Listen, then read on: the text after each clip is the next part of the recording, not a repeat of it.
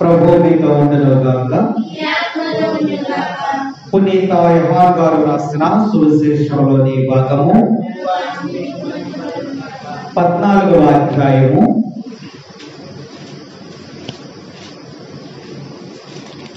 23 నుండి 29 వచనాలు. అందుకు యేసు ఇట్లు సమాధానమిచ్చారు, నన్ను ప్రేమించువాడు నా మాటను పాటించును, అప్పుడు నా తండ్రి వారిని ప్రేమించును. మేము వారి వద్దకు వచ్చి వారితో నివసింతుము. కానీ నన్ను ప్రేమింపని వాడు నా మాట పాటింపడు. మీరు వినుచున్న ఈ మాట నాది కాదు, నన్ను పంపిన నా తండ్రిది. మీ యొద్ద ఉండగానే నేను ఈ మాటలు మీతో చెప్పితిని. కానీ నా నామమున తండ్రి పంపనున్న ఓదార్చువాడు అనగా పవిత్రాత్మ మీకు సమస్త విషయములను బోధించి నేను చెప్పినవన్నీ మీకు తలపునకు తెచ్చును. శాంతిని మీకు అనుగ్రహించుచున్నాను, నా శాంతిని మీకు ఇచ్చుచున్నాను. లోకము వలె నేను ఇచ్చుటలేదు. మీ హృదయములను కలవరపడనీయకుడి, భయపడనీయకుడి. నేను వెళ్ళి మరలా మీ వద్దకు వద్దును అని నేను చెప్పిన మాట మీరు వినున్నారు కదా. తండ్రి నాకంటే గొప్పవాడు కనుక మీరు నన్ను ప్రేమించిన ఎడల నేను తండ్రి వద్దకు వెళ్ళుచున్నందుకు మీరు సంతోషించెదరు. ఇది సంభవించినప్పుడు మీరు నన్ను విశ్వసింపగలందులకు ఇది సంభవింపక పూర్వమే ఇప్పుడు మీతో చెప్పుచున్నాను. ఇది క్రీస్తు సువిశేషము. Praise the Lord, praise the Lord. తండ్రి వందనం, తండ్రి స్తోత్రం, యేసువా వందనం, యేసువా స్తోత్రం. Praise the Lord, praise the Lord, praise the Lord, praise the Lord, praise the Lord, praise the lord.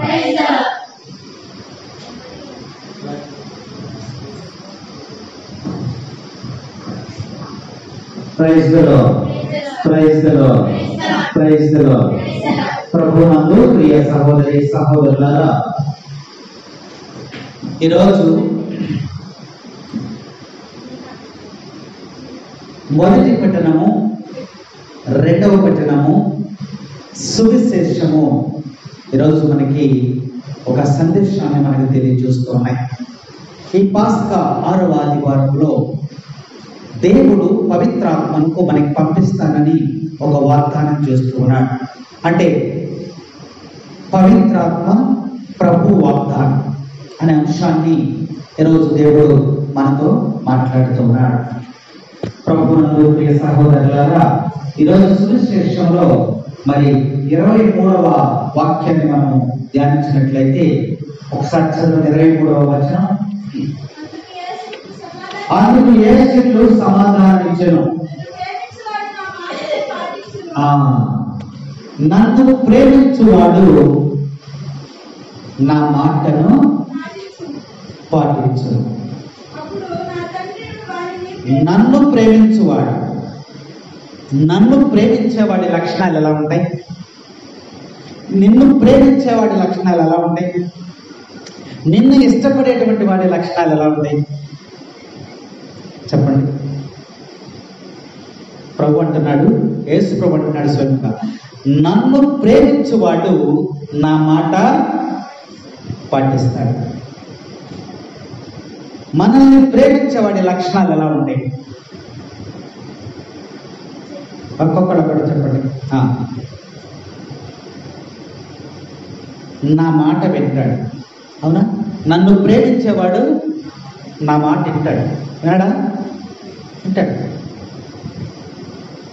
నన్ను ఇష్టపడేవాడు నా మాట వింటాడు, నా ఆజ్ఞలను పాటిస్తాడు. నేను ఏది చెప్తాను అది చేస్తాను. నాకు అనుకూలముగా ఉంటాడు. నన్ను ప్రేమించేటువంటి వాడికి ఉండే లక్షణాలు చెప్పు, గట్టిగా చెప్పు. నా గురించి ఆలోచిస్తూ ఉంటాడు, నా సందేశాన్ని ఆలకించడానికి ఇష్టపడతాడు. ఎందుకంటే నా మీద అతనికి ప్రేమ. నన్ను ప్రేమించేవాడు నా సందేశాన్ని, నేను చెప్పేదన్న ఉపదేశాన్ని ఆలకిస్తాడు. నా ఎడల అతను అణకువగా ఉంటాడు. నా ఎడల అతను విధేయత కలిగి ఉంటాడు. నా ఆలోచన చొప్పున అతను నడుచుకుంటాడు. నన్ను విడిచి ఉండలేడు. నేను కనబడకపోతే నేను ఎక్కడున్నాను నా కోసం వెతుకుతాడు. నన్ను గౌరవిస్తాడు. నాకు లోబడి జీవిస్తాడు. అవునా? ఇంకా నన్ను వెన్నంటే ఉంటాడు. తన జీవితంలో ప్రతి విషయాన్ని కూడా నాకు చెప్పుకుంటాడు. నన్ను ప్రేమిస్తే తనకు వచ్చినటువంటి అవసరతలు ఏమన్నా ఉన్నట్లయితే వాటిని నాకు చెప్పుకుంటాడు. అవునా కదా? ఇది నన్ను ప్రేమించే వాడి యొక్క లక్షణాలు. మరి యేసు ప్రభు అంటున్నాడు, నన్ను ప్రేమించేవాడు నా మాట ఆలకిస్తాడు. చూసారా? ఈ భూలోకంలో మనల్ని ఇష్టపడేవాడు, మనల్ని ప్రేమించేవాడు, మనల్ని గౌరవించేవాడు లక్షణాలు ఎలా ఉంటాయో మనము ఆలోచన చేస్తాం. దేవుడు కూడా అంటున్నాడు, నన్ను ప్రేమించేవాడు నా మాటను ఆలకించు. దేవుని నువ్వు ప్రేమిస్తూ ఉన్నావా? దేవుని ఆజ్ఞను పాటిస్తూ ఉన్నావా? పాటిస్తే దేవుణ్ణి ప్రేమించినట్లే. ఆయన మాట చొప్పున నడుచుకుంటే నువ్వు దేవుణ్ణి ప్రేమించినట్లే. ఒక తండ్రి, ఇంకా అర్థం అవ్వాలంటే మనకి ఒక తండ్రి, ఒక కొడుకు, ఒక సేవకుడు ఉన్నారు. తండ్రి, కొడుకు, సేవకుడు ఉన్నారు. సేవకుడు వస్తాడు. వచ్చి కుమారుడు చెప్తాడు పనులు, రకరకాల పనులు చెప్తా ఉంటాడు. అవన్నీ కూడా చక్కగా చేస్తూ ఉంటాడు. ఆ కుమారుడు చెప్పిన ప్రతి పని చేస్తూ ఉంటాడు.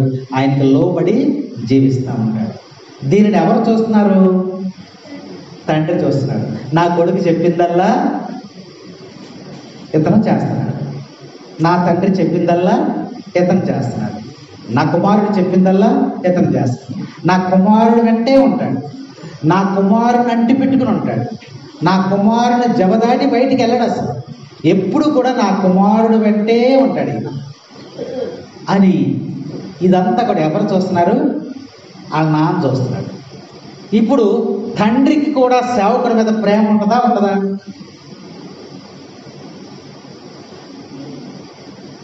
ఆ సేవకుని మీద తండ్రికి ప్రేమ ఉంటుందా, ఉండదా? ఉంటుంది. ఎందుకని ఉంటుంది? ఆ తండ్రికి ఎందుకు ఆ పనివాడి మీద ప్రేమ ఉంటుంది? నా కొడుకు మాట వింటున్నాడు. నా కొడుకు ఏది చెప్తుంది చేస్తున్నాడు కాబట్టి, కొడుకుకి ఇష్టమైనటువంటి వ్యక్తిగా ఉన్నాడు కాబట్టి ఆ కొడుకు, తండ్రి కూడా ఆ సేవకుడిని ఇష్టపడతాడు, ప్రేమిస్తాడు. అదే విధముగా తండ్రి అయినటువంటి దేవుడు నిన్ను ప్రేమించాలి అంటే, తండ్రి అయినటువంటి దేవుడు నీ యొక్క ప్రార్థన ఆలకించాలి అంటే నువ్వెవరిని ప్రేమించాలి? కుమారుని ప్రేమించాలి. నువ్వు ఎప్పుడైతే కుమారుని ప్రేమిస్తావో, కుమారుని చొప్పున నడుచుకుంటావో, కుమారుని ఆజ్ఞల శిరస వహిస్తావో, అప్పుడు నిన్ను ఎవరు ప్రేమిస్తారు? తండ్రి అయినటువంటి దేవుడు కూడా నిన్ను ప్రేమిస్తాడంటున్నాడు. ఆ వాక్యం చదువుమా, 23వ వచనం.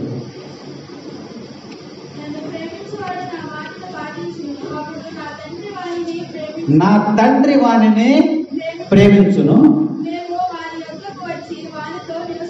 ఎవరంట? ఎవరంట వచ్చేది? మేము. అక్కడ నువ్వు యేసు ప్రభుని ప్రేమిస్తున్నావు, యేసు ప్రభు యొక్క ఆజ్ఞ ప్రకారం జీవిస్తున్నావు, యేసు ప్రభు చిత్తానికి లోబడి నువ్వు జీవిస్తున్నావు, కుమారుని ప్రేమిస్తున్నావు. అప్పుడు తండ్రి కూడా నిన్ను ప్రేమిస్తున్నాడు. అప్పుడు అంటున్నాడు యేసు ప్రభు, నువ్వు నన్ను ప్రేమిస్తున్నావు కాబట్టి నేను నీ దగ్గరికి వస్తాను అనలా. ఏమంటున్నాడు? మేము నీ దగ్గరికి వస్తాం. మేము అంటే ఎవరక్కడ? పిత, పుత్ర, పవిత్ర. ఒకళ్ళే ఉంటే ఏమంటాం? నేను అంటాం. కానీ యేసు ప్రభు ఇక్కడ నువ్వు నన్ను ప్రేమిస్తున్నావు కాబట్టి నేను వస్తాను అన్నాడా? అనలా. నువ్వు నన్ను ప్రేమిస్తే నా ఆజ్ఞల చొప్పున నువ్వు నడుచుకుంటే, నా ఉపదేశమును నువ్వు ఆలకిస్తే మేము నీ దగ్గరికి వస్తాం. ఏమన్నాడు? మేము అనగా తండ్రి, కుమారుడు, పరిశుద్ధాత్మ, ఈ ముగ్గురు కూడా నీ దగ్గరికి వస్తారని ప్రభు తెలియజేస్తున్నాడు. ఈ ముగ్గురు వ్యక్తులు కూడా మేము నీ దగ్గరికి వస్తాం. తండ్రి అనగా యావే దేవుడు, అవునా? కుమారుడు అనగా యేసుక్రీస్తు, మూడవది పవిత్రాత్మ. ఈ ముగ్గురు కూడా మేములో ఉన్నారంట. కాబట్టి మేము నీ దగ్గరికి వస్తాం. వచ్చి ఏం చేస్తారంట? చదువు, అదే వాక్యం చదువుమా. మేము వచ్చి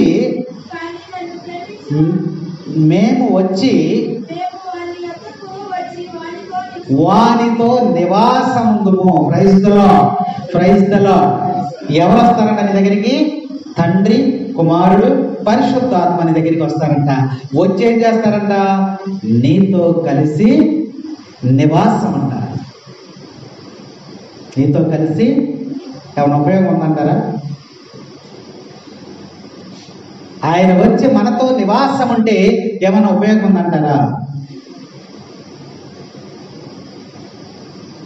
యావే దేవునికి ఉన్నటువంటి మరొక పేరేంటమ్మా? ఆయన ఒక చోట అంటాడు, అయ్యా నువ్వు నన్ను అక్కడికి పంపిస్తున్నావు కదా, నీ దేవుడు ఎవరు అని అడిగి ప్రశ్నిస్తే నేనేం చెప్పాలయ్యా అన్నాడు. అప్పుడేమన్నాడు ఆయన? ఉన్నవాడనని చెప్పు. ఏం చెప్పమన్నాడు? దేవుని యొక్క మరొక పేరేంటి? ఉన్నవాడునని చెప్పు అన్నాడు. ఉన్నవాడు వచ్చి నీతో ఏం చేస్తాడు? నివాసం ఉంటానంటున్నాడు. నువ్వు దేవుణ్ణి ప్రేమిస్తే నేను వచ్చి నీతో నివాసము ఉంటాను. ఉన్నవాడు వచ్చి నీతో సహవాసం చేస్తే ఎలా ఉంటుంది?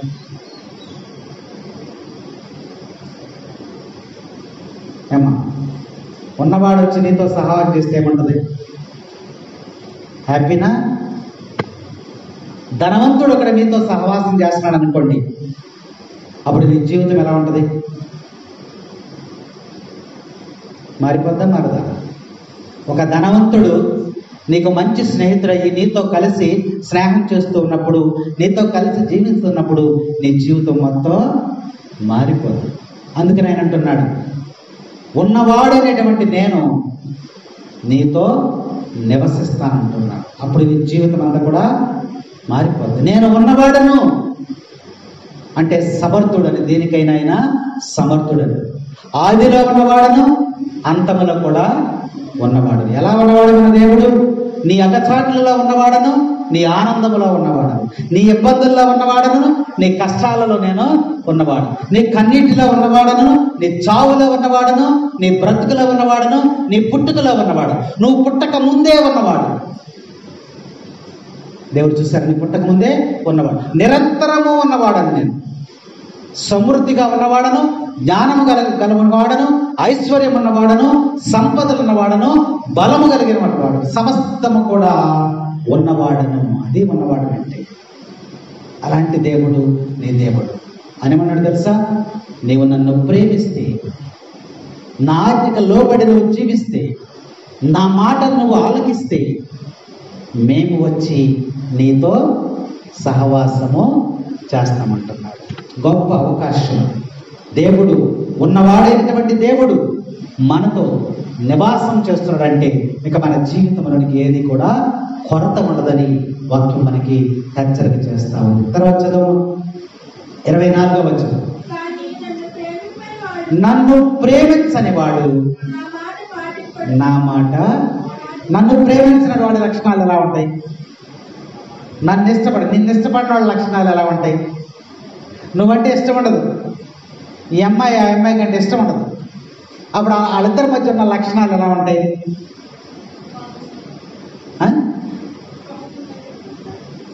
కోపంగా చూడకపోయినా ఇంకా కోపంగా చూస్తుంది,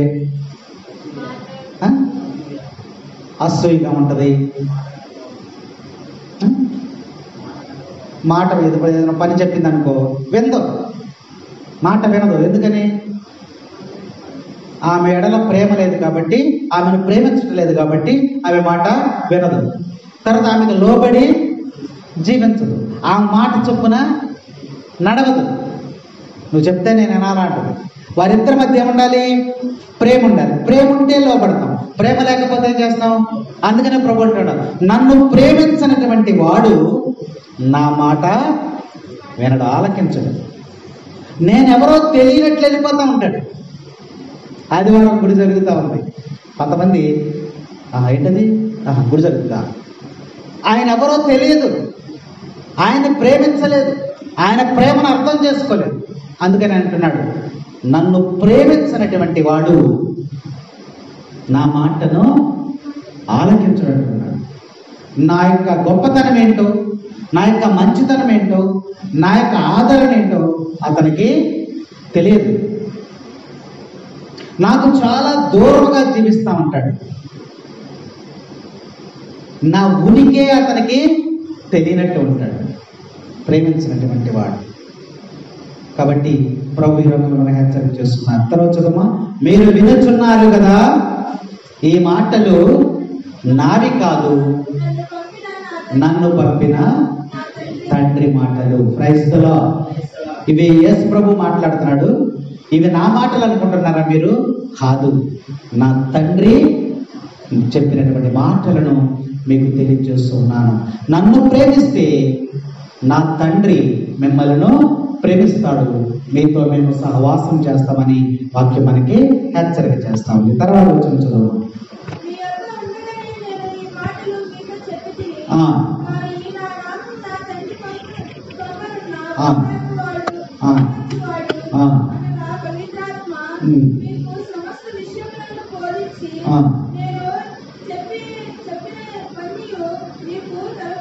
మీ వద్ద ఉండగానే నేను ఈ మాటలు మీతో చెప్పింది. యేసు ప్రభు ఎక్కడున్నాడు ఇప్పుడు? శిష్యుల దగ్గర ఉన్నాడు. శిష్యులకు చెప్తున్నారు ఈ మాటలు. నేను మీ దగ్గరే ఉన్నా. ఆయన పునరుద్ధారుడయ్యాడు కదా, ఇప్పుడు దర్శనాలు ఇస్తున్నాడు అందరికీ. ఈ 40 దినాలు కూడా దర్శన కాలం. ఇప్పుడు దర్శనం ఇచ్చాడు శిష్యులకి. అంటున్నాడు, నేను ఇప్పుడు మీతోనే ఉన్నాను కదా, మీకు చెప్పిన మాటలన్నీ ఆలకించారు కదా, ఇవి నా మాటలు కాదు. ఎవరు పంపడం? నన్ను పంపినటువంటి తండ్రి యొక్క మాటలను మీకు తెలియజేస్తూ ఉన్నాను. కాబట్టి 26వ వచనం, నా నామమున తండ్రి పంపనున్న ఓదార్చువాడు అనగా పవిత్రాత్మ మీకు సమస్త విషయములను బోధించి నేను చెప్పినవన్నీ మీకు జ్ఞాపకమునకు తెచ్చును. Praise the Lord. Praise the Lord. ఇక్కడ వాక్యంలో మనం చూసినట్లయితే యేసు ప్రభు అంటున్నాడు వారితో, నా తండ్రి నా నామమున ఒక ఆదరణకర్తను మీకు పంపిస్తున్నాడు. నేను ఇప్పుడు నెక్స్ట్ జరగబోయేది ఏంటి? యేసు ప్రభుకి ఇప్పుడు దర్శనాలు ఇస్తున్నాడు కదా అన్ని చోట్ల. తర్వాత ప్రభువు మోక్షారోహణానికి వెళ్ళిపోతాడు, తండ్రి దగ్గరికి వెళ్ళిపోతాడు. వెళ్ళిపోయే ముందు యేసు ప్రభు మాటలు చెప్తున్నాడు, నేను వెళ్ళిపోయిన తర్వాత మీకేమొస్తుందమ్మా? ఒక ఆదరణకర్త వస్తాడు, ఓదార్చేవాడు దేవుడు పంపిస్తున్నాడు మీ దగ్గరికి. ఎవరు ఆయన అంటే పవిత్రాత్మ. ఏంటిది? పవిత్రాత్మను దేవుడు. ఇక నేను మీకు కనబడను, మీరు నా కోసం వెతుకుతారు, కానీ నేను మీకు కనబడను.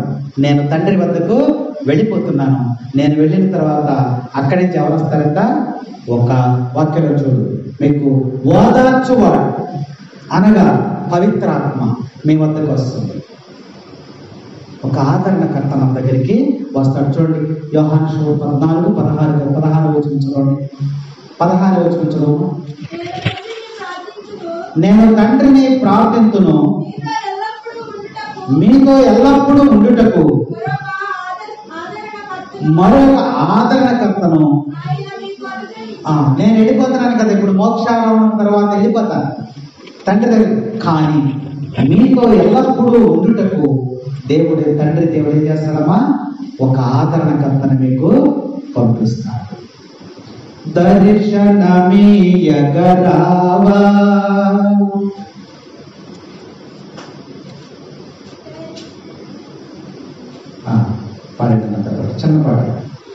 దర్శనమీయగరావా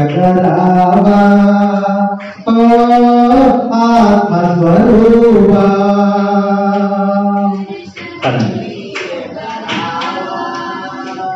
ఓ ఆత్మస్వరూపా ఆదరణకర్తవు నీవే ఓ సత్యస్వరూపా ఆదరణకర్తవు నీవే ఓ సత్యస్వరూపా అందరి ఆప్తుడ నీవే ఓ శక్తి స్వరూపా దర్శనమీయగరావా ఓ ఆత్మస్వరూపా దర్శనమీయగరావా ఓ ఆత్మస్వరూపా అనాథలకు ఆశ్రయమో ఓ శాంతి స్వరూపా అనాథలకు ఆశ్రయమో ఓ శాంతి స్వరూపా అందుల కాంతివి నీవే ఓ వెలుగు స్వరూపా దర్శనమీయగరావా ఓ ఆత్మస్వరూపా. Praise the Lord, praise the Lord. తండ్రి వందనం, తండ్రి స్తోత్రం, యేసువా వందనం, యేసువా స్తోత్రం. Praise the Lord. నేను వెళ్ళిన తర్వాత మీతో ఎల్లప్పుడూ ఉండేటట్టు నా తండ్రి మీకు ఒక ఆదరణకర్తను పంపిస్తున్నాడు, అదే పవిత్రాత్మ. అయితే ఈ పవిత్రాత్మ ఏం చేస్తుంది? 25వ వచనంలో చూడండి, 26వ వచనంలో పవిత్రాత్మ మీకు సమస్త విషయములను బోధించి నేను చెప్పినవన్నీ మీకు జ్ఞాపకం చేస్తున్నాను. యేసు ప్రభు పై మోక్షాలను వెళ్ళిపోయిన తర్వాత మనకు ఎవరిని పంపించారమ్మా? ఎవరిని పంపించారు? పవిత్రాత్మను పంపించారు. ఈ పవిత్రాత్మ ఏం చేస్తుందంట? యేసు ప్రభు జీవించినంత కాలములో మనకేమేమైతే బోధించాడో, ఏ బోధలైతే ఆయన చేశాడో వాటన్నిటిని కూడా జ్ఞాపకం చేస్తుందంట ఈ యొక్క పవిత్రాత్మ. ప్రభువు చెప్పినవన్నీ కూడా ఈ పవిత్రాత్మ మనకి జ్ఞాపకం చేస్తుంది. అయితే పవిత్రాత్మ చేసేటువంటి పనులేంటి? పూర్వకాలము తండ్రి అయినటువంటి యావే దేవుడిని ఆరాధించారు. తరువాత తండ్రి ఎవరిని పంపించాడు? కుమారుని పంపించాడు. యేసు క్రీస్తుని ఆరాధించాం. యేసు క్రీస్తు పరలోకంలోనికి వెళ్ళిపోతూ ఎవరిని పంపించారు? మళ్ళీ పవిత్రాత్మను పంపించాడు. కాబట్టి పవిత్రాత్మే మనల్ని ఇప్పుడు నడిపించేది. నువ్వు ప్రార్థన చేస్తున్నావు, పవిత్రాత్మ ద్వారా యేసు ప్రభు దగ్గరికి చేరుకోవాలి. యేసు ప్రభు ద్వారా తండ్రి అయిన దేవునికి చేరుకోవాలి.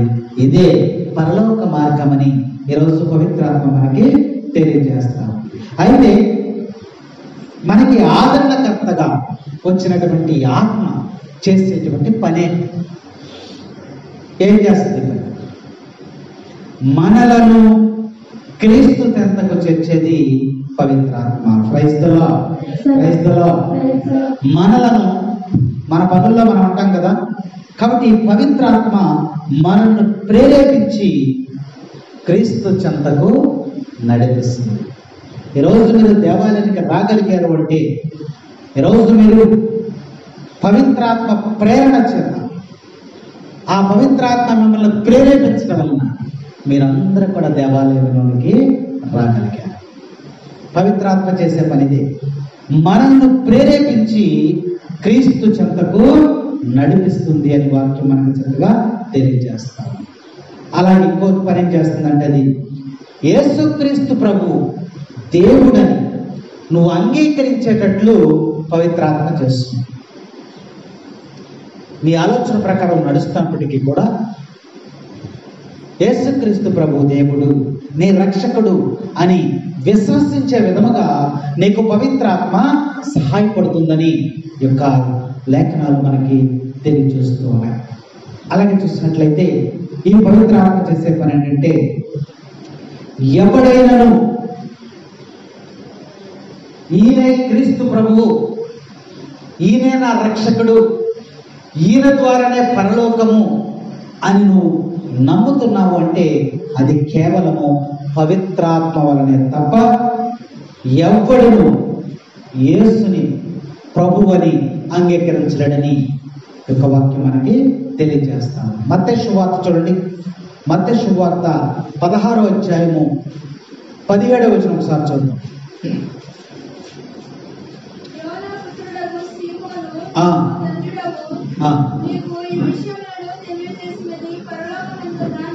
నీకు ఈ విషయములను తెలియజేసినది పరలోకమందున్న నా తండ్రి తప్ప నీ శరీర రక్త మాంసములు కాదు. దాని పై వాక్యం చదువుతాం. 16వ వచనం.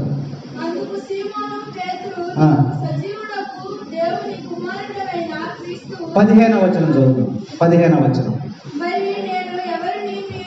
యేసుప్రభు అంటున్నాడు, నేను ఎవరని మీరు భావించుచున్నారు అని అడిగాడు. యేసుప్రభు ఏమన్నాడమ్మా? డైరెక్ట్గా వాళ్ళని అడుగుతున్నాడు, నేను ఎవరని మీరు భావించుచున్నారు అని అడిగితే వాళ్ళు ఏం చెప్పారు? పేతురు ఏమంటున్నాడు? ఇంకా పైన ఉంది, ఇంకా 13వ వచనంలో ఉంది. ఫిలిప్పు కైసరియా ప్రాంతములకు యేసుప్రభు అక్కడికి వచ్చాడంట. ఆ ఊరు వచ్చాడంట, కైసరియా ప్రాంతానికి వచ్చాడంట. వచ్చినప్పుడు ఏం జరిగింది? తర్వాత వచ్చిన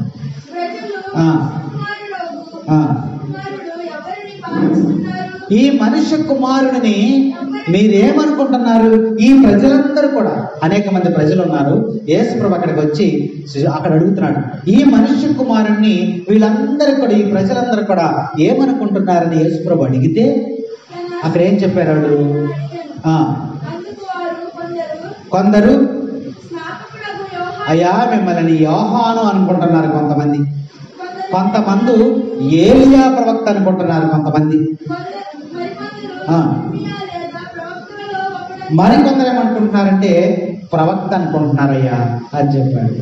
ఓహో అలా అనుకుంటున్నారా అని యేసు ప్రభు ఆశ్చర్యానికి గురయ్యాడు. నన్ను గురించి ఈ మనిషి కుమారుడి ఈ ప్రజలందరూ కూడా ఏమనుకుంటున్నారు అన్నప్పుడు ఆయన చెప్పిన సమాధానము ప్రభుకి ఎంతో ఆశ్చర్యం వేస్తుంది. అంటే ఆయన ఎవరో వాళ్ళకి తెలియలా. ఆయన వస్తున్నప్పుడు యోహాను వస్తున్నాడు అనుకున్నారు, ఒక ప్రవక్త వస్తున్నాడు అనుకున్నారు, ఏలియా ప్రవక్త వస్తున్నాడు అనుకున్నారు. సరే అది పక్కన పెట్టేసేయి. అప్పుడు పేతురు ఏమంటున్నాడు? పేతురుని అంటున్నాడు యేసు ప్రభు, వాళ్ళందరి సంగతి పక్కన పెట్టు, నువ్వేమనుకుంటున్నావు, నా గురించి నువ్వేమనుకుంటున్నావు అని పేతురుని సూటిగా అడిగాడు. అడిగినప్పుడు ఆయన ఏమన్నాడు? నీవు సజీవుడు అయిన దేవుని యొక్క కుమారుడు అయ్యా, నువ్వు సజీవుడైన దేవుని యొక్క కుమారుడు అని చెప్పాడు. యేసు ప్రభు ఆనందించాడు, గుర్తుపట్టాడని. నేను దేవుని కుమారుడు అన్న సంగతి ఆయన గుర్తుపట్టాడని ప్రభువు ఆనందించాడు. క్రీస్తుని గూర్చి నీకు ఏమి తోచుచున్నది? క్రీస్తుని గూర్చి నీకు ఏమి తోచుచున్నది? పరుడని నరుడని పొరపడకండి, దేవుని కుమారుడు, ఈయన దేవుని కుమారుడు. క్రీస్తుని గూర్చి నీకు ఏమి తోచుచున్నది?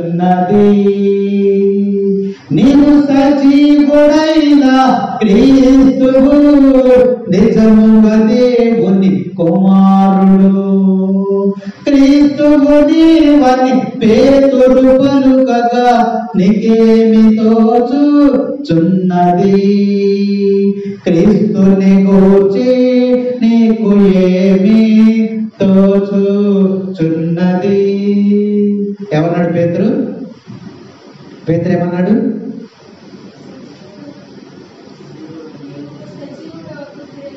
నీవు సజీవుడు, దేవుని యొక్క కుమారుడు. క్రైస్తవుల అప్పుడు యేసు ప్రభు అన్నాడు, నీకు ఈ విషయాన్ని చెప్పినది ఎవరనుకుంటున్నావు? నీ తెలివితేటలా కాదు, నీ శరీరమా కాదు, నీ రక్తమా కాదు, నీ మాంసమా కాదు. ఎవరు చెప్పారు? పరలోకమందున నా తండ్రే నీకు ఈ విషయాన్ని తెలియజేశాడు. చూసారా? కాబట్టి ఈ పవిత్రాత్మ ప్రేరణ చేతనే నువ్వు దేవుని దగ్గరికి రాగలుగుతావు. వాక్యం మనకి హెచ్చరిక చేస్తావు. కాబట్టి యేసు ప్రభు దేవుడిని విశ్వసించే శక్తి మనకు పవిత్రాత్మ వలనే లభిస్తుంది. ఈరోజు మనం దేవాలయానికి వస్తున్నామంటే దేవుడు ఇచ్చినటువంటి పవిత్రాత్మ శక్తి మనలోకి రాబట్టే మనము ఈరోజు మరి దేవాలయంలో కూర్చుని ఉన్నాం. ఇది పవిత్రాత్మ చేసేటువంటి పని. రెండవ పని ఏంటంటే, పవిత్రాత్మ తన గురించి తనే చెప్పుకున్నది. ఏం చేస్తుంది? తన గురించి తను వివరించి చెప్పుకుంటుంది. ఎందుకంటే యేసుక్రీస్తు ప్రభువు ఎన్ని సంవత్సరాలు బోధ చేశాడు? యేసు ప్రభు తెలుసా? ఏమా యేసు ప్రభు తెలుసా? తెలుసా తెలీదా? యేసు ప్రభు తెలుసా తెలీదా? తెలుసు. గట్టిగా చెప్పండి. తెలుసా తెలీదా? తెలుసు. ఆయన ఎన్ని సంవత్సరాలు బోధ చేశాడు, సువార్తను ప్రకటించాడు? ఎన్ని సంవత్సరాలు? 3.5 సంవత్సరాలు మాత్రమే ఆయన బోధ చేశాడు. యేసు ప్రభు ఎన్ని సంవత్సరాలు చేశాడమ్మా?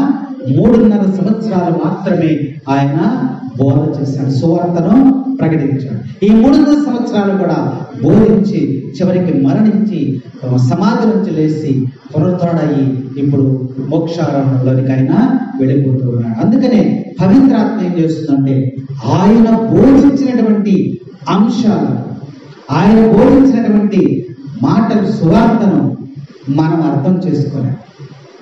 ఇప్పుడు ఇక్కడ వాక్యం ఉంది, నా ఆజ్ఞలను స్వీకరించి పాటించువాడే నన్ను ప్రేమించువాడు, నన్ను ప్రేమించువాడు నా తండ్రి ఉన్న ప్రేమ కూడా చదివాం. ఏమర్థమవుతుంది? ప్రభువు బోధించినటువంటి బోధలను మనం అర్థం చేసుకోలేం. కానీ పవిత్రాత్మ చేస్తుందంటే, పవిత్రాత్మ వేంచేసి ఆ వాక్యములో ఉన్నటువంటి మర్మాలను విప్పి అర్థమయ్యే రీతిలో మనకి తెలియజేసేది పవిత్రాత్మ. యేసు ప్రభు చెప్పినటువంటి ప్రతి బోధన కూడా ఈరోజు వివరించి మనం మాట్లాడుకుని ప్రభు ఏ సందర్భంలో మాటలు అన్నాడని దాని అర్థాన్ని, అంతరర్థాన్ని మనం పరిశీలిస్తున్నామంటే అది కేవలము పవిత్రాత్మ చేసేటువంటి పని అని ఈరోజు వాక్యం మనకి బోధిస్తూ ఉంది. కాబట్టి పవిత్ర మత్తయి శుభవార్త 28వ అధ్యాయము 20వ వచనం, ఈ పవిత్రాత్మ మనకి ఎప్పటి వరకు ఉన్నది? యేసు ప్రభు పరలోకంలోకి వెళ్ళి పవిత్రాత్మను పంపిస్తున్నాడు కదా, ఆదరణకర్తను పంపిస్తున్నాడు కదా, నిన్ను ఓదార్చేవాడిని పంపిస్తున్నాడు కదా. ఎప్పటి వరకు ఉంటాడు ఆయన మనతో? మత్తయి శుభవార్త 28వ అధ్యాయం 20వ వచనం,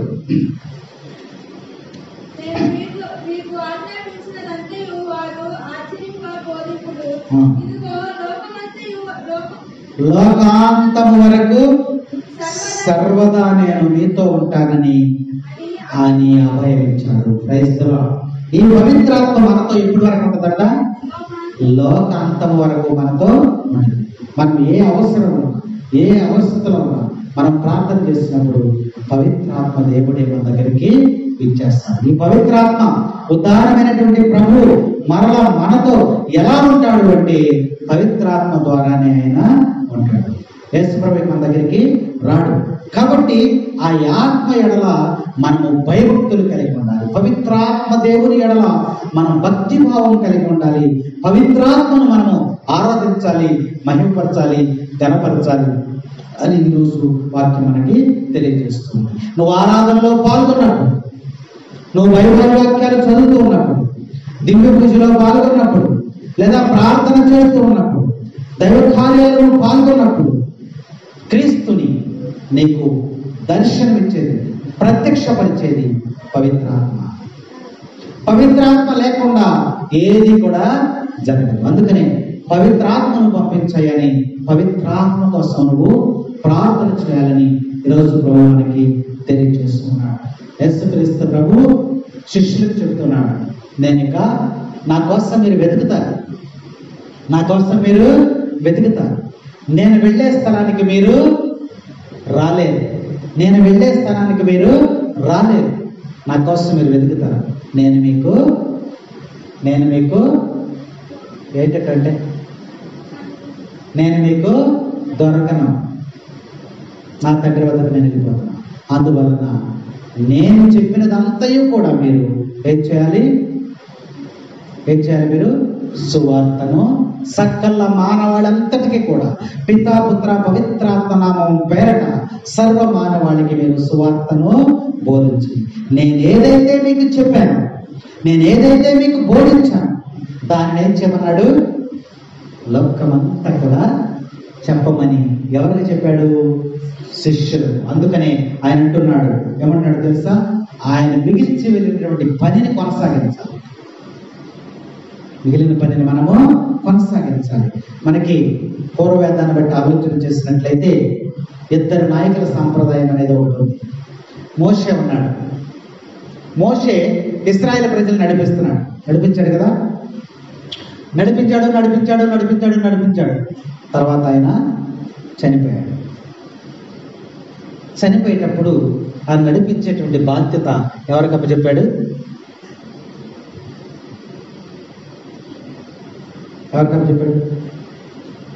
యెహోషువకి అప్పచెప్పి వెళ్ళిపోయాడు. అంటే మోషే మిగిల్చినటువంటి కార్యాన్ని ఎవరు చేయాలి?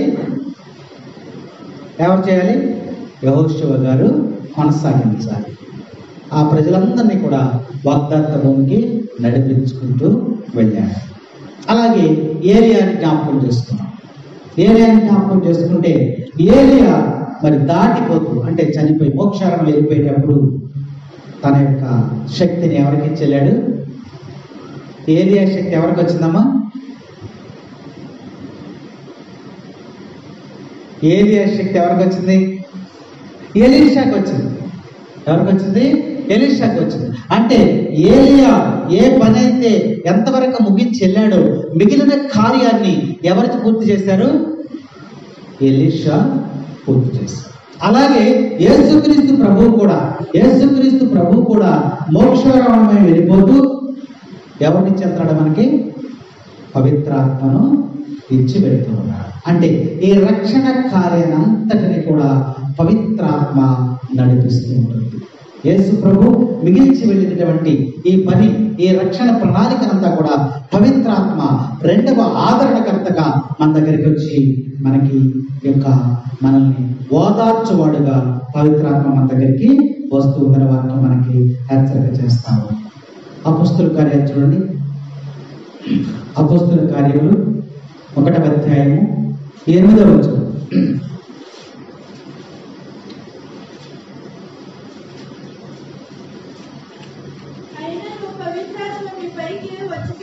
పవిత్రాత్మ మీ మీదికి వచ్చుచున్నప్పుడు మీరు శక్తిని పొందుదురు. పవిత్రాత్మ మన మీదకి వచ్చినప్పుడు మనం ఏం పొందుకుంటామంట? శక్తిని, గొప్ప శక్తి పవిత్రాత్మలో. ఆ పవిత్రాత్మ ద్వారానే నీకు స్వస్థత, ఆ పవిత్రాత్మ ద్వారానే నీకు విమోచన, పవిత్రాత్మ ద్వారానే నీకు ఆదరణ, సమస్తము కూడా పవిత్రాత్మ నీకు తెలియజేస్తుంది. 27వ వచనం చదువు. మీ శాంతిని మీకు అనుగ్రహించుచున్నాను, నా శాంతిని మీకు ఇచ్చుచున్నాను, లోకం వలె నేను ఇచ్చటలేదు. మీ హృదయములను కలవరపడనీకుడి, భయపడనీకుడి అని కూడా చెప్తారు. ఎవరికి చెప్పారు? శిష్యులు. ఈరోజు మనకు కూడా దేవుడు తన వాక్కు ద్వారా తెలియజేస్తున్నాడు. మీకు శాంతిని అనుగ్రహించుచున్నాను. ఎవరికి వస్తుంది శాంతి? ఈ శాంతి ఎవరికి వస్తుంది? ప్రభు దగ్గరకు వచ్చిన వాళ్ళకి వచ్చిందా? ప్రభు దగ్గరికి రాని వాళ్ళకి వచ్చిందా? అర్థమవుతుందా వాక్యం? యేసు ప్రభు దగ్గర శిష్యులు ఉన్నారు.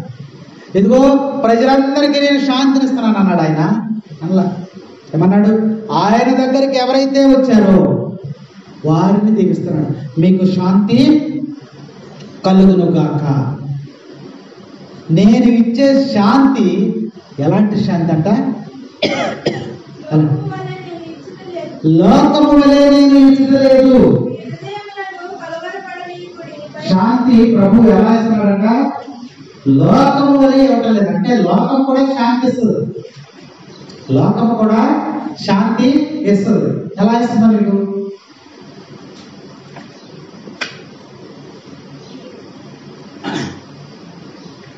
శాంతి, సమాధానము, సంతోషం ఇస్తుందంట.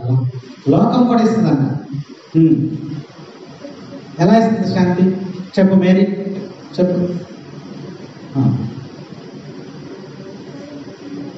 మన అమ్మాయి 10th క్లాస్ పాస్ అయింది. సాయంత్రం ఏం చేద్దాం అంటారుగా, అడుగుతారుగా, మీ అమ్మాయి పాస్ అయింది కదా, మాకు శాంతి చేయవా అంటారు. ఏం చేస్తావు ఇప్పుడు నువ్వు? ఏం చేస్తావు?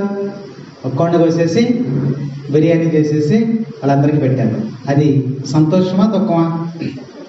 సంతోషమే, ఆనందమే, సమాధానమే. ఆ రోజంతా కూడా చాలా ఆనందంగా ఉంటాం. ఒక పెళ్లి చేస్తున్నాం.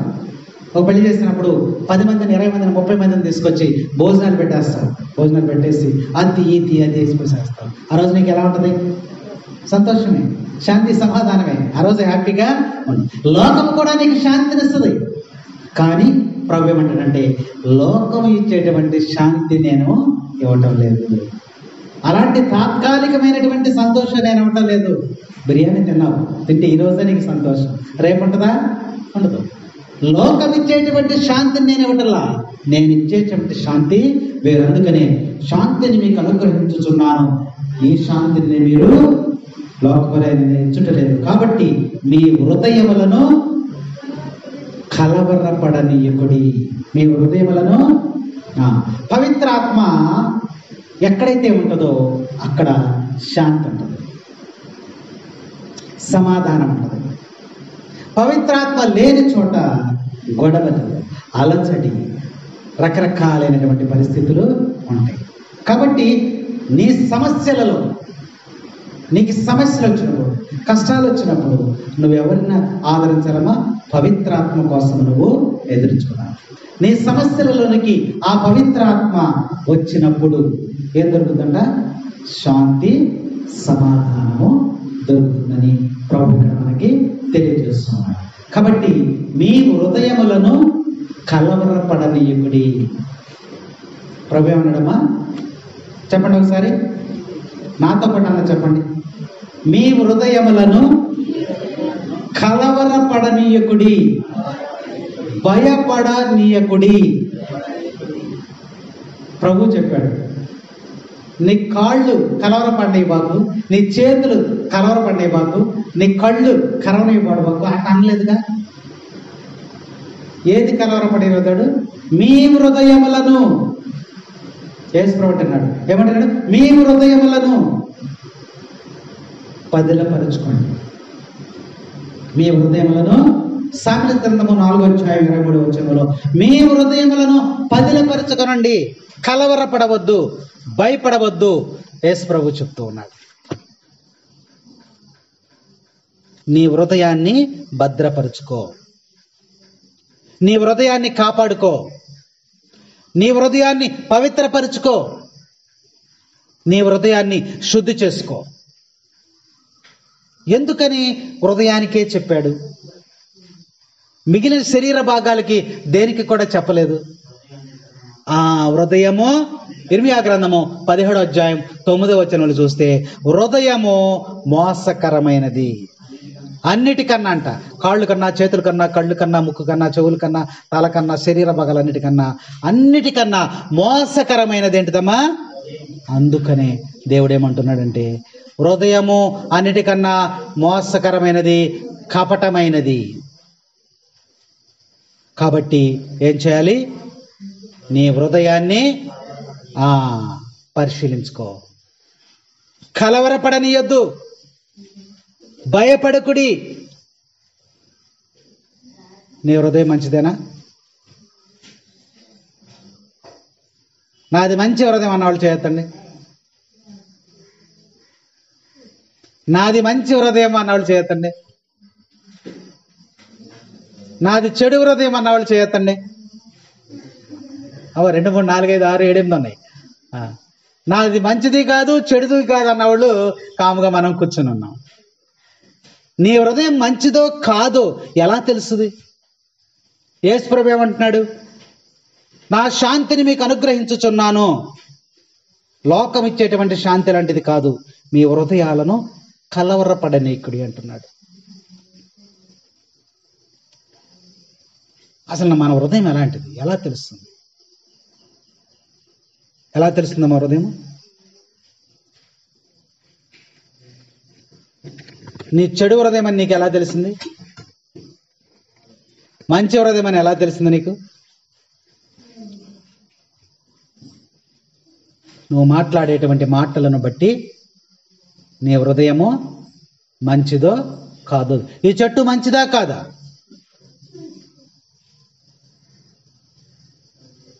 ఈ చెట్టు మంచిదో చెడ్డదో ఎలా చెప్తాం దీన్ని? ఇది ఇచ్చేటువంటి ఫలాలను బట్టి. ఇది పుల్లని ఫలాలను ఇచ్చింది, ఈ చెట్టు మంచిది కాదు. ఇది తీయటి ఫలాలు ఇచ్చింది, ఇది మంచి. అంటే ఇచ్చినటువంటి ఫలాలను బట్టి ఇది మంచిదా చెడ్డదా అని తెలుస్తూ ఉంది. కాబట్టి నీ హృదయం ఎలా ఉంది? నీ హృదయం మంచిదా చెడ్డదా అంటే నువ్వు ఇచ్చేటువంటి ఫలాలు, నువ్వు ఇచ్చేటువంటి ఫలాలను బట్టి నీ హృదయము మంచిదా చెడ్డదా. ఎందుకనంటే హృదయములో అనేకమైనటువంటి చెడులు దాగుకొని ఉన్నాయి. ఉన్నాయా లేవా? మార్కు శుభవార్త 7వ అధ్యాయం 21వ వచనం చదువుకుందాం. హృదయములో దాగి ఉన్నటువంటి చెడులు అనేకమైనవి ఉన్నాయి. ఇవన్నీ మన హృదయంలో ఉన్నప్పుడు మనది మంచి హృదయం ఎలా అవుతుంది? అందుకనే ప్రభు అంటున్నాడు, హృదయము మోసకరమైనది, కపటమైనది, ఆ రోగము కుదిర్చేవాడు ఎవడో కూడా లేడు. అందుకనే మీరు కలవరపడకండి, నేను మీకు శాంతిని అనుగ్రహిస్తాను అని ప్రభువు ఇక్కడ వాక్యంలో మనకి సెలవిస్తూ ఉన్నాడు.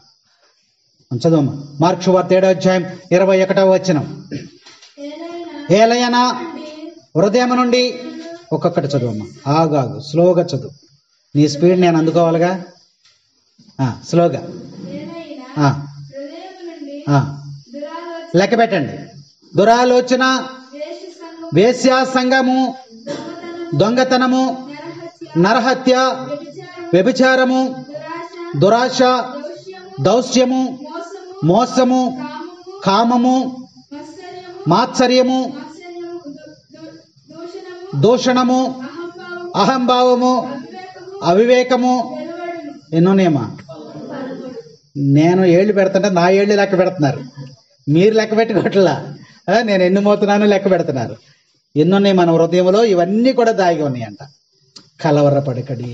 ప్రభు చెప్తున్నాడు ఈరోజు మనకు వాక్యంలో, నీ హృదయాన్ని భద్రపరుచుకో, కలవరపడద్దు, నేను నీకు శాంతిని అనుగ్రహిస్తానని ఈ యొక్క వాక్యంలో మనకు తెలియజేస్తూ ఉన్నాడు. కాబట్టి హృదయం అనేది ఎలాంటిదంటే లోతైనటువంటి బావి లాంటిది, లోతులో ఉన్న నీళ్లు. తెలివి కలిగినటువంటి ఏం చేస్తాడంటే, తెలివి కలిగిన ఏం చేస్తాడమ్మా, వాటిని పైకి లాక్కుంటాడంట. సామెతల గ్రంథంలో ఉంది, అది 20వ అధ్యాయం 5వ వచనంలో చూసారా. కాబట్టి వాక్యాలు, ఎన్ని రకాల హృదయాలు ఉన్నాయమ్మా మన దగ్గర, ఎన్ని రకాల హృదయాలు ఉన్నాయి. బైబిల్ గ్రంథంలో చూస్తే ఎన్ని రకాలు, మన ఇక్కడ ఉన్న మనం అంతమంది ఉన్నాం, అన్ని రకరకాల హృదయాలు. నా హృదయంలో ఉంది, నీ హృదయంలో లేదు, నీ హృదయంలో ఉంది, ఆ హృదయంలో లేదు. మీకు చెప్పండి, తెలిసిన హృదయాలు చెప్పండి. కుమ్మరించినటువంటి హృదయం అన్న, మండుచున్నటువంటి హృదయం తెలిసింది చెప్పండి. కపట హృదయం, చెదిరిన హృదయం, కరిగిన హృదయం, బుద్ధి లేని హృదయం, ప్రేమ కలిగిన హృదయం, నిర్మల హృదయం, మూర్ఖపు హృదయం, దూషణం, శపించే హృదయం, విరిగి నలిగినటువంటి హృదయం, మోసకరమైనటువంటి హృదయం, కపటమైనటువంటి హృదయం, ఏక మనస్సు కలిగిన హృదయం, జ్ఞానము లేని హృదయం, వినయము లేని హృదయం, మెత్తని హృదయం, బండలాంటి హృదయం, స్తుతి కలిగినటువంటి హృదయం, కృతజ్ఞత లేనటువంటి హృదయం, తెరిచినటువంటి హృదయం, మూయబడినటువంటి హృదయం, నూతన హృదయం, తిరుగుబాటు హృదయం, భ్రష్టు పట్టిన హృదయం, అసూయ హృదయం, గర్వపు హృదయం, రాతి హృదయం, కఠిన హృదయం, ఇంకా ఉంటాయి, చాలా ఉంటాయి, మీకు తెలిసినవి కూడా చెప్పండి. లోబడిన హృదయం, ఖాళీ హృదయం. సరే, ఎన్ని రకాల హృదయాలు బైబిల్ గ్రంథంలో మనము చూడొచ్చు. అందుకనే ప్రభు ఈరోజు వాక్యం అంటున్నాడు, మీ హృదయాన్ని కలవరపడనీయకుడి. ఏం చేయాలంటమ్మా? కలవరపడనీయకుడి. హార్ట్ అటాక్ ఎక్కడ వస్తుంది? హార్ట్ అటాక్ ఎక్కడ వస్తుందమ్మా? హృదయానికే వస్తుంది. అందువలన ఏం చేస్తారు? అందరూ పొద్దుట లేచి ఏం చేస్తున్నారమ్మా? వాకింగ్, జాగింగ్ ఇవన్నీ చేస్తున్నారు, అన్నీ చేస్తున్నారు. అయినా బ్రతుకుతున్నాడా జీవితకాలం? బ్రతకట్లా. అందుకని నీ హృదయాన్ని భద్రపరుచుకొని దేవుడు చెప్తున్నాడు వాక్యంలో కూడా, మంచి ఆహారాన్ని తీసుకో. మంచి ఆహారం బైబిల్ గ్రంథంలో కూడా ఉంది, మంచి ఆహారాన్ని తీసుకోమని. మంచి ఆహారం తీసుకోమంటే మనం ఏం తీసుకుంటామమ్మా? మంచి ఆహారం పెట్టాలంటే ఏం చేస్తాం? అది ఇది కోసేసి మనం చక్కగా మంచి ఆహారం పెట్టాలన్న. కానీ బైబిల్ గ్రంథంలో చెప్పాల. బైబిల్ గ్రంథంలో ఏంటంటే ఆకుకూరలను, ప్రకృతి ఇచ్చినటువంటి ఆకుకూరలను తిని నీ హృదయమును భద్రపరచుకొని స్పష్టంగా కీర్తనాకారుడు రాశాడు అన్నమాట. అప్పుడు హృదయం భద్రంగా ఉంటుంది, మంచి యాక్టివ్గా ఉంటుంది. మద్యపానమును మానివేయము. మద్యపానం, తాగుడు సాయంత్రం అయ్యేసరికి ముందు తాగుతాంట. అది నీ హృదయాన్ని పాడు చేస్తుంది. ఫిజికల్గా, ఆత్మీయంగా కాదు, ఫిజికల్గా నిన్ను పాడు చేస్తుంది. నీ శరీరాన్ని, నీ కిడ్నీస్ని, నీ లివర్స్ని, అన్ని ఊపిరితో అన్నిటిని కూడా పాడు చేస్తుంది. పొగ త్రాగుట, సిగరెట్, గుట్కాలు, మందులు ఇవన్నీ తాగటం. చూసారా? వాక్యం మనకి చక్కగా హెచ్చరిక చేస్తాం. అందుకనే ప్రభు ఏమంటున్నాడంటే, వీటన్నిటికి మీరు అలవాటు పడద్దు, నేను శాంతిని మీకు అనుగ్రహించుచున్నాను, మీరు హృదయాన్ని భద్రపరచుకోండి, కలవరపడద్దు అంటున్నాడు. కాబట్టి కలవరపడకూడి అంటున్నాడు. కలవరపడటం అంటే ఏంటమ్మా? కలవరపడటం. 10th క్లాస్ పరీక్షలకు వెళ్ళే ముందు ఆ పిల్లలను అడుగుదాం, ఎలా ఉందమ్మా పరీక్షలకు, రేపు పరీక్ష వాళ్ళు ఎలా ఉంటుంది? కంగారుగా, భయంగా. అప్పుడు ఎవరు గుర్తొస్తారు? అప్పుడెవరు? దేవుడు, ప్రార్థన ఈ గుర్తొచ్చేస్తాయి. ఎంసెట్ ఎంట్రన్స్ రాష్ట్రానికి వెళ్ళడానికి ఎవరు గుర్తొస్తారు? కాలేజ్ సీట్లు రావడానికి ఎవరు గుర్తొస్తారు? భయం, కలవరం. అదే చెప్తున్నాడు, మీ హృదయాన్ని కలవరపడగా ఆందోళన, నెమ్మది లేనటువంటి స్థితి, మనశ్శాంతి లేనటువంటి స్థితి. అందుకనే మీరు కలవరపడద్దు. మనం దేని గురించి కలవరపడుతున్నాం, దేని గురించి మనం భయపడుతున్నాం? వాక్యంలో మనం చూసినట్లయితే జరిగిన దానిని బట్టి భయపడతామంట. మనం పోయినసారి ఎలా జరిగింది, ఇప్పుడు ఏం జరుగుతుందో. కరోనా వచ్చి అందరూ భయపడిపోయారా? భయపడిపోయారు, అందరూ భయపడిపోయారు, కలవరపడిపోయారు. మళ్ళీ ప్రశాంతత వచ్చింది. మళ్ళీ ఇప్పుడేం మొదలైంది? మళ్ళీ వార్తల్లో కరోనా వస్తుందనగానే దేని గురించి భయపడతాం? గతంలో జరిగిన దానిని జ్ఞాపకం చేసుకుని మనం భయపడతా ఉంటాం. ప్రతి విషయంలో, మన కుటుంబంలో కానీ, వ్యక్తిగత విషయాల్లో కానీ, గతంలో జరిగిన దాన్ని బట్టి మనం ఎక్కువగా భయపడుతూ ఉంటాం. తర్వాత జరుగుతున్న దానిని బట్టి భయపడతాం. పరీక్షకి వెళ్తున్నాడు అనుకోండి, ఏం జరుగుద్దో, అక్కడ ఏం జరుగుద్దో, పరీక్ష ఎలా ఉంటుందో భయపడతాం. జరుగుతున్న దానిని బట్టి కూడా మనము భయపడతాం. అంటే జరగబోయే దాని గురించి కూడా మనము భయపడతాం. నేను ఎంసీఏ ఎంట్రన్స్ రాశాను, నాకు సీట్ వస్తుందో రాదు. భయం అంటే భయం అనేది కామన్గా ఉంది. జరిగిన దాని గురించి భయపడుతున్నాం, జరుగుతున్న దాని గురించి భయపడుతున్నాం, జరగబోయే దాని గురించి కూడా భయపడుతున్నాం. అంటే మన జీవితం అంతా కూడా కలవరము, భయంతోనే ఉన్నాం. అందుకనే ప్రభు అంటున్నాడు, శాంతిని మీకు అనుగ్రహిస్తాను, మీరు కలవరపడవద్దని ప్రభు మనకి హెచ్చరిక చేస్తున్నాడు. ప్రభు ఇచ్చేటువంటి శాంతి, మనం అనుగ్రహించిన శాంతిని మనం పొందినట్లయితే మనకి ఏ విధమైనటువంటి భయం ఉన్నదని ప్రభు ఈరోజు మనకి తెలియజేస్తూ ఉన్నాడు. స్తోత్రమయ్యా యేసు రాజా, స్తోత్రమయ్యా క్రీస్తు రాజా,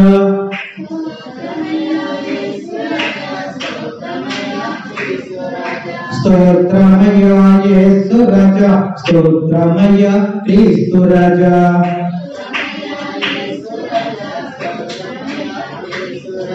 స్తోత్రమయ్యా యేసు రాజా, స్తోత్రమయ్యా క్రీస్తు రాజా.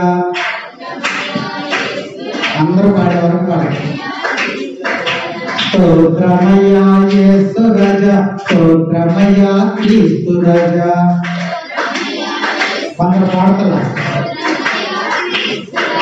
స్తోత్రమయ్యా యేసు రాజా, స్తోత్రమయ్యా క్రీస్తు రాజా.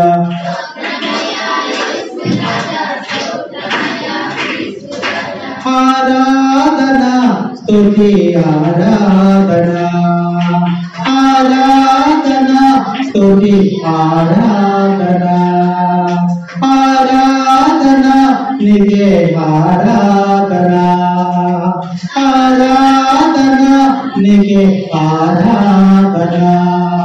స్తోత్రమయ్యా యేసు రాజా, స్తోత్రమయ్యా క్రీస్తు రాజా, స్తోత్రమయ్యా యేసు రాజా, స్తోత్రమయ్యా క్రీస్తు రాజా. కలవరపడకు భయపడకండని అన్నావు, కలవరపడకు భయపడకండని అన్నావు, కలవరపడకు భయపడకండని అన్నావు. లోకాంతము వరకు నీతో ఉంటానని అన్నావు, లోకాంతము వరకు నీతో ఉంటానని అన్నావు. ఆరాధన స్తుతి ఆరాధన, ఆరాధన స్తుతి ఆరాధన, ఆరాధన నీకే ఆరాధన. స్తోత్రమయ్యా యేసు రాజా, స్తోత్రమయ్యా క్రీస్తు రాజా, స్తోత్రమయ్యా యేసు రాజా, స్తోత్రమయ్యా క్రీస్తు రాజా. క్రైస్తలో క్రైస్తలో తండ్రి వందనం, తండ్రి స్తోత్రం, యేసువా వందనం, యేసువా స్తోత్రం. క్రైస్తలో ఏమంటున్నాడు ఆయన? మీ హృదయములను కలవరపడనీకుడి. చూసారు వాక్యంలో మనం చూసినట్లయితే, నువ్వు కలవరపడి విశ్వాసాన్ని నువ్వు కోల్పోతున్నావు. కలవరపడి నువ్వు విశ్వాసాన్ని కోల్పోతున్నావు. కలవరపడవద్దు. దేవుడు నీకు ఎన్ని కష్టాలు వచ్చినా, ఎన్ని బాధలు వచ్చినా, ఎన్ని శోధనలు వచ్చినా, ఎన్ని బలహీనతలు వచ్చినా, ఆఖరి నిమిషంలో నీకు దేవుడు ఒక అద్భుతాన్ని చేస్తాడు. క్రైస్తవులు, నువ్వు నమ్ము, నువ్వు విశ్వసించు. భయం కలిగినప్పుడు నువ్వు విశ్వాసాన్ని కోల్పోవద్దు. నీకు ఆందోళన కలిగినప్పుడు నువ్వు విశ్వాసాన్ని కోల్పోవద్దు. నీకు కలవరం వచ్చినప్పుడు నువ్వు విశ్వాసాన్ని కోల్పోవద్దు. వాక్యానికి హెచ్చరిక చేస్తాను. కలవరపడినప్పుడు నువ్వు భయపడి నువ్వు విశ్వాసాన్ని కోల్పోవద్దు. ఆఖరి నిమిషంలో అయినా సరే దేవుడు నీకు గొప్ప మేలును దేవుడు దయచేస్తాడంట. 2 చేపలు ఉన్నాయంట, భార్యాభర్తలు. చేపలు తెలుసా మీకు? చేపలు తెలుసమ్మా? చెప్పండి కొంచెం. చేపలు తెలుసా? తెలుసు. ఎన్ని రకాలు ఉన్నాయి చేపల్లో? తెల్ల చేప, కొరమేను, మీసాల చేప, బొమ్మడాయలు, అవి కూడా తెల్లదు. వాలగలు, బెంతులు, గుర్రకలు, బట్టి గుడుసులు, పులస, ఇంకా చాలా రకాల చేపలు ఉన్నాయి కదా. ఒక 2 చేపలు ఉన్నాయి. భార్యాభర్తలు ఇద్దరు కూడా భార్యాభర్తలు. భార్య విపరీతంగా ప్రార్థన చేస్తారు. దేవుడు అంటే ఇష్టం. దేవుడిని బాగా ప్రేమించినటువంటి వ్యక్తి. ఏ కష్టం వచ్చినా, ఏ ఆపద వచ్చినా, ఏ శోధన వచ్చినా, ఏ బలహీన, ఎప్పుడు కూడా ప్రార్థన. ప్రతీది కూడా దేవుడికి, నా దేవుడు ఉన్నాడు, అయ్యా నా దేవుడు ఉన్నాడు ప్రార్థిస్తాడంటే, భర్త చేప ఏమంటుందంట? చెయ్యి, నీ దేవుడు ఉన్నాడు అంటున్నావుగా, చెయ్యి అని ఈయన బయటికి వెళ్ళిపోతున్నాడు. కానీ భార్య చేప ప్రార్థన అనేది ఎప్పుడు కూడా మర్చిపోలే. ఇక్కడ కూడా ఏ చేపలు ప్రార్థన చేస్తున్నాయి? ఏ చేపలు ప్రార్థన చేస్తున్నాయి? ముసుగులేసుకుని ఆడ చేపలే ప్రార్థనలు చేస్తాను. ప్రార్థన చేస్తుందంట బాగా. ఈ మగ చేప అనుకుంటుందంట భర్త చేప, ఏంటి దీనికి ఏమైనా పిచ్చబట్టింది ఏంటి, దీనికి ఎంత బాగా ప్రార్థన చేస్తుంది, అది అని వాక్కుంటున్నాడు వెళ్ళిపోతున్నాడు. ఇలా జరుగుతాం. ఒకరోజు చేపలు పట్టేటువంటి వాడు వచ్చాడు అక్కడికి. వలేసాడంట. ఈ భార్యాభర్తలు ఏమన్నా ముందుకు వంగి అంటున్నావే, ఇందక్కడేమో వెనక్కి కూర్చుంది. కథ చెప్పేదానికి ముందు ఇష్టం. యేసు ప్రభు కూడా అంతే, కథల రూపంలో అర్థమయ్యేది చక్కగా చెప్పాడనమాట, ఉపమానాలు ద్వారా. ఈ భర్త చేప భార్య చేప ఇద్దరు కూడా వలేసినప్పుడు వల్ల పడిపోయాడు. ఈ భార్య చేప అయ్యో దేవుడా దేవుడా దేవుడా అని ప్రార్థన చేసేస్తుందంట. భర్త చేప అందంట, చెయ్యి చెయ్యి, రోజు ప్రార్థన చేస్తున్నావుగా, చెయ్యి, వల్ల పడ్డప్పుడు నీ దేవుడు నిన్ను కాపాడతాడు, చెయ్యి అంటాడు. అయ్యా అనమాట, ఏడాది చెయ్యి బాగు, నా దేవుడు నన్ను కాపాడతాడు, చెయ్యి చెయ్యి చెయ్యి అంటున్నాడంట. కానీ ఆమె మాత్రము కన్నీటి ప్రార్థన చేస్తుంది. భార్య చేప కన్నీటి ప్రార్థన చేస్తుంది. అయ్యా ఈ వల ఎందుకు తెప్పించావు, ఈ వల్ల ఎందుకు నన్ను వేసావు, ఈ కష్టం ఎందుకు వచ్చింది నాకు అని ప్రార్థన చేస్తానే ఉంది. ఈయన పక్క నుండి చూస్తున్నాడు, చెయ్యి, నీ చావు దగ్గర పడిందిలే, చెయ్యి చెయ్యి, ఇంకా బాగా చెయ్యి, ఇంకా ఆ సైట్లో మనందరం కూడా చచ్చిపోతాం, చెయ్యి. అయ్యా నువ్వు అలా అనబాకయ్యా, దేవుని దూషించబాకయ్యా, ఆఖరి నిమిషంలో అద్భుతం చేస్తాడయ్యా, నా యేసయ్య గొప్ప దేవుడయ్యా, నేను నమ్మిన దేవుడు, నేను విశ్వసించిన దేవుడు, నా హృదయం కలవరపడతలేదయ్యా, భయపడతలేదయ్యా అని చెయ్యి, ప్రార్థన చెయ్యి, నీ దేవుడు నేను కాపాడతాడేమో, నన్ను కూడా కాపాడతాడేమో చూద్దాం, ప్రార్థన చేయని అంటూ ఉన్నాను. భక్త చేప ఆమె ప్రార్థన చేస్తుంది. ప్రియ సహోదరి సహోదరుల విశ్వాసాన్ని కోల్పోల ప్రార్థన చేస్తుంది.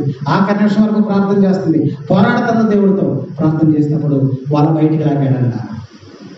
వాళ్ళ బయటికి లాగేసరికి భర్త చేప భార్య చేపంగా చూశాడంట.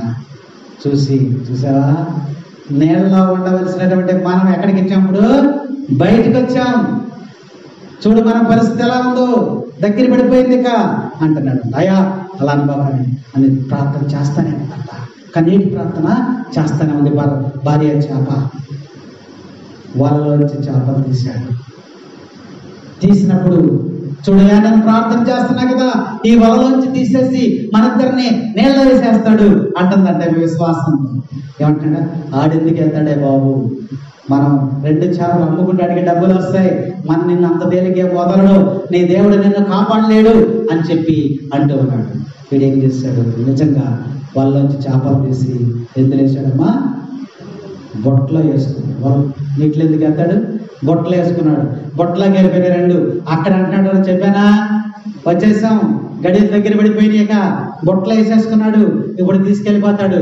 అయ్యా నువ్వు అనబాగయ్యా అని ప్రార్థన చేస్తాయా, ఎంత కఠినమైనటువంటి ఈ శోధనలు నాకు ఎందుకు వచ్చినాయి, ఎంత కష్టాలు ఎందుకు వచ్చినాయి అని ఆ భార్య చేప ప్రార్థన చేస్తానే ఉంది. భర్త అంటున్నప్పటికి కూడా భార్య చేప ప్రార్థన చేస్తూనే ఉంది.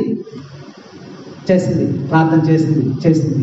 ఎంతలో ఒకడో అమ్మా చేపలు ఉన్నాయా అని వచ్చాడంట. ఉన్నాయమ్మా 2 చేపలు ఉన్నాయి, తీసాడంట. 2 బుట్టలన్నీ బయటికి వేసాడు. అక్కడ వేస్తే అయ్యా ఈ 2 చేపలు బాగున్నాయ్యా, చాలా అందంగా ఉన్నాయ్యా, చాలా పుష్టిగా ఉన్నాయ్యా, ఈ 2 చేపలు నాకు ఇయ్యాలంట. అప్పుడు భర్త చేప ఉందంట, చూసావా మనిద్దరమే నచ్చామంట, వాళ్ళకి మనిద్దరమే నచ్చామంట, చూడు మన అన్యోన్యత, మన ప్రేమ ఏం చేస్తాడో నీ దేవుడు చూడు, ప్రార్థన చేస్తున్నావు కదా నువ్వు, చూసావా వాడు కొనేసుకున్నాడు. ఇప్పుడు మనం ఇంటికి తీసుకెళ్ళిపోతాడు. తీసుకెళ్ళిపోయిన తర్వాత మనల్ని కోసేసి చంపేసేసి వండుకు తినేస్తాడయ్యా, అయిపోయింది మన పని అని చెప్పి చెప్తుంటే ఈమె మాత్రము అయ్యా ఆఖరి నిమిషంలో దేవుడు మనల్ని కాపాడతాడయ్యా, నువ్వేమి బాధపడబాకు, ఇంకేం ఆఖరే బాబు, అయిపోయింది. వీడు కొనేసుకున్నాడు, డబ్బులు పెట్టని చేపలు కొనేసుకున్నాడు, తీసుకెళ్ళిపోయాడు.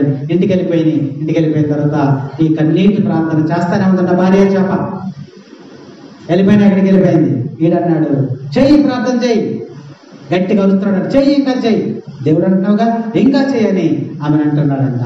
అయ్యా నువ్వు అలా కంగారు పడబాకు, అలా భయపడబాకు, దేవుడు నా మరి ఆలకిస్తాడయ్యా, నేను ప్రార్థన చేస్తున్నానయ్యా అంటుంది భర్త చేప. ఇంకేం ప్రార్థన తెచ్చుతాడా, ఇంకేం ప్రార్థన, వీడు అమ్మేసాడు, తెచ్చిన తర్వాత వాడి ఇంటికి వచ్చి భార్య అన్నాడంట, ఏమైనా చేపలు తెచ్చాను చూడు అన్నాడంట. చూస్తే అయ్యా ఎక్కడ తెచ్చావయ్యా, ఈ చేపలు చాలా అందంగా ఉన్నాయి, పుష్టిగా ఉన్నాయి, ఈరోజు మంచి కూర వండుతానయ్యా, మసాలా వేసి కూర వండుతానయ్యా అని చెప్పి 2 చేపలను తీసుకొచ్చి బయటేసి బూడిద తెచ్చి అక్కడ వేసుకుంది. కత్తిపేట తేటాకి వెళ్ళింది, కత్తిపేట తెచ్చింది. ఈ 2 చేపలు చక్కగా గిన్నెలో అక్కడ పెట్టింది చక్కగా. ఇక అప్పుడు అంటున్నాడంట, ఇంకేమైనా చేస్తావా ఆపేస్తావా, ఇంకేమైనా చేస్తావా ఆపేస్తావా? అయ్యా నేను ఆపనయ్యా, ఆఖరి నిమిషంలో నేను ప్రార్థన చేస్తా. అయితే ప్రభు కోసం నేను చనిపోతా, అవసరమైతే ప్రభు కోసం చనిపోతా, కానీ నేను ప్రార్థన ఆపనయ్యా అని చెప్పి. సరే నీ ఇష్టం, చేసుకో, ఇంకా కాపాడతాడని ఆశీర్వాదం నీకు, చేసుకో. ఆమె చేస్తుంది చక్కగా. చేపలు ఎక్కడ ఉన్నాయి, బోడిది ఎక్కడ ఉంది, గిన్నెలో 2 చేపలు అక్కడ వేసింది, కత్తిపేట మీద కూర్చుంది, కత్తిపేట మీద కూర్చుంది, కత్తిపేట మీద కూర్చుంది.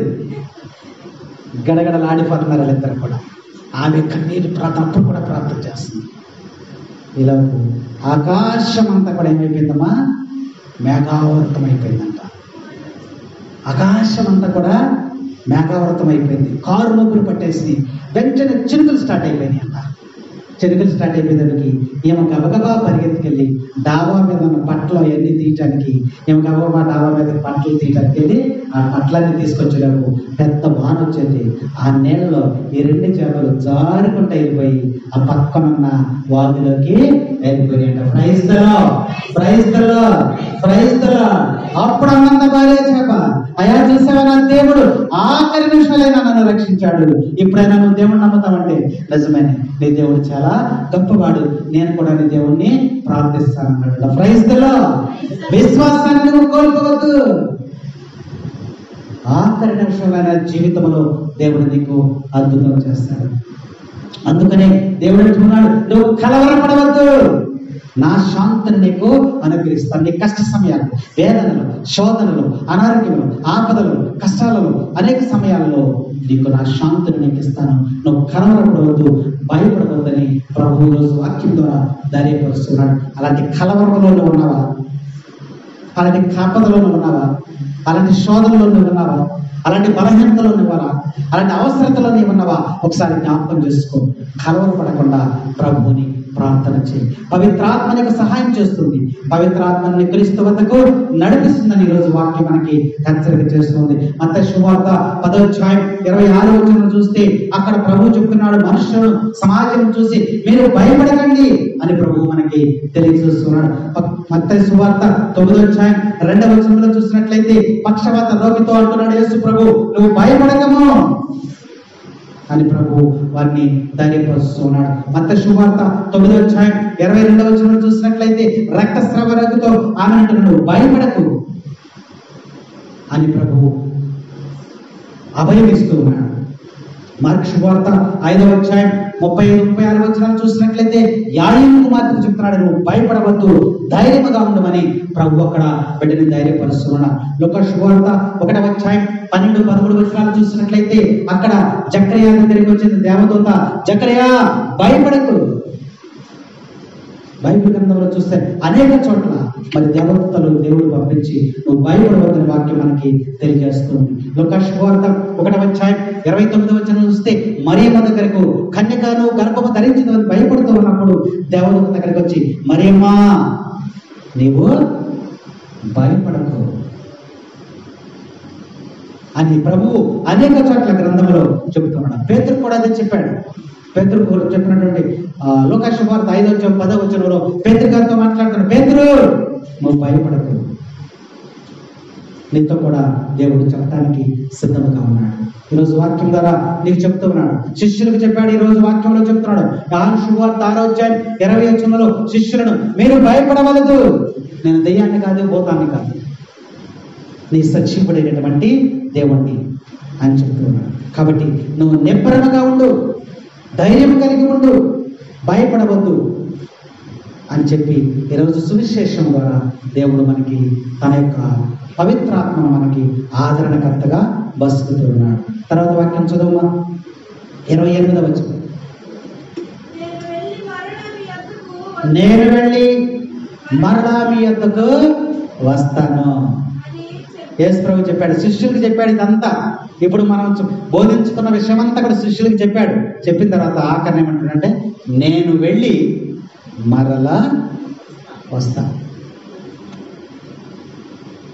మీరు జాగ్రత్తగా విన్నారు కదా, ఉందమ్మా మాట. నేను చెప్పిన మాట జాగ్రత్తగా మీరు విని ఉన్నారు కదా, నన్ను ప్రేమించేవాడు నా మాటను ఆలకిస్తాడు. కాబట్టి ఇప్పుడు నేను చెప్పిన మాట, ఈ మాటలని కూడా మీరు విన్నారుగా, జాగ్రత్తగా విన్నారా అని యేసు ప్రభు అడుగుతున్నారు. ఎందుకంటే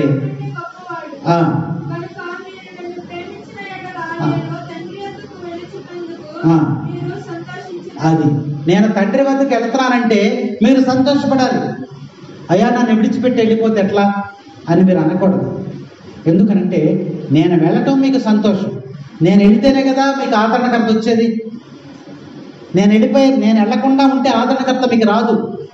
కాబట్టి నేను వెళ్ళుట, దేవుని వద్దకు నేను వెళ్ళిపోవటంటే మీరు సంతోషించండి అని యేసు ప్రభు మరి శిష్యులకు చక్కగా ఈ వాక్యాల ద్వారా మనకి తెలియజేస్తారు. తర్వాత వచనం చూద్దాం.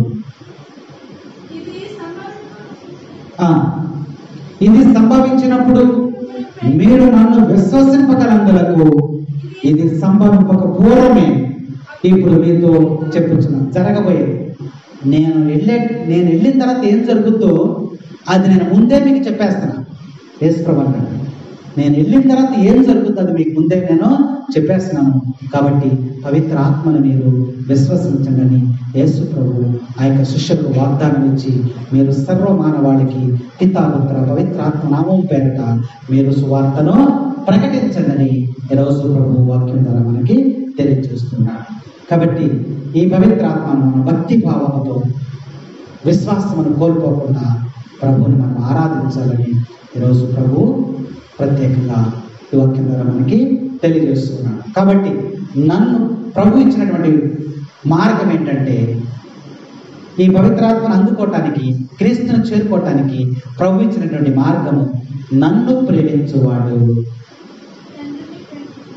నా మాటను ఆలకించును. నన్ను ప్రేమించువాడు నా మాటను ఆలకించును. అప్పుడు నా తండ్రి కూడా ఆయనను ప్రేమించును. అప్పుడు మేము నీ వద్దకు వచ్చి నీతో నివాసం ఉంటాడు. అప్పుడు యేసయ్య పితా పుత్ర పవిత్ర ముగ్గురు కూడా నీ దగ్గరికి వచ్చి నివాసం ఉంటాడు. ఇక నీకు కొదవ ఏమి